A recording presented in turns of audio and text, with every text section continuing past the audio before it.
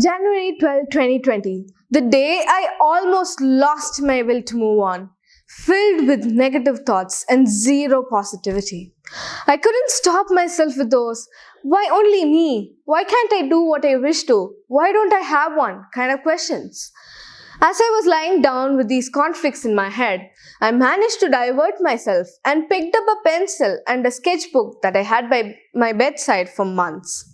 My hand drew my mind, and eventually I ended up with a huge tree. But it was on the verge of dying. Know why? That is how I was feeling.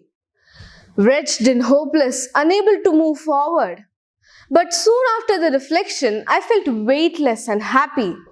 I forgot all that I was worried about just a few minutes before I started sketching. That is what art does to me. It asks me to pin down my hopelessness on a piece of paper with the graphite of my pencil, and it assures me of such relief, just like taking a hot shower after an exhaustive day. I always adore what my sadness had made me create. Plain sheets of paper get turned into valuable pieces of art around me. I started to develop a desire to draw digitally by the end of that year. I used to watch a lot of art-related videos and I just couldn't wait to try them myself. Soon after my exams, my wish was fulfilled. Yes, I bought a touchscreen laptop which enabled digital drawing the way I wanted to portray my imagination. Well, with some research, I got some free tools and bought Photoshop too. According to my research, art doesn't have to be only a hobby or a profession. It can also be used to treat mental illnesses as art therapy. The term art therapy was coined by a British artist, Adrian Hill, in 1942 while he was recovering from tuberculosis. It came into the use in the 1940s, improved communication, boosted confidence, and it was also found that it improved self-awareness and self-esteem. It also reduced the feeling of isolation. Well, no more boredom, frustration, or feeling low.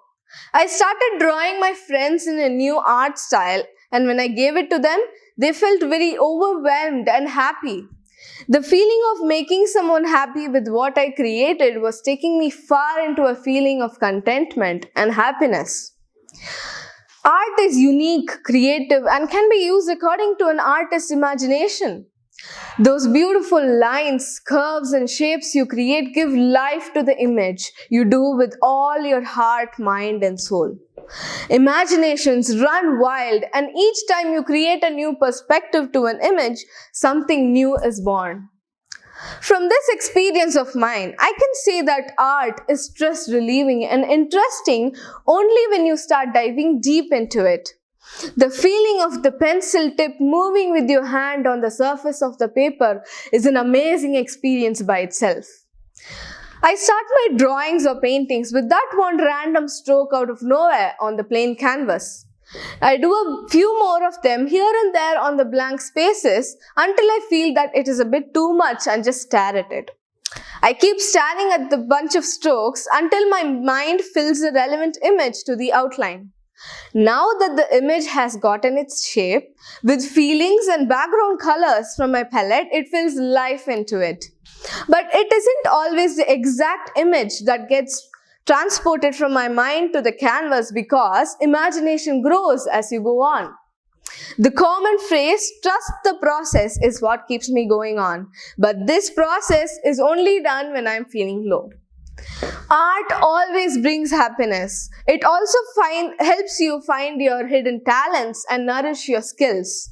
Your art is never just some paint on some canvas. It is something you wanted to tell the world about.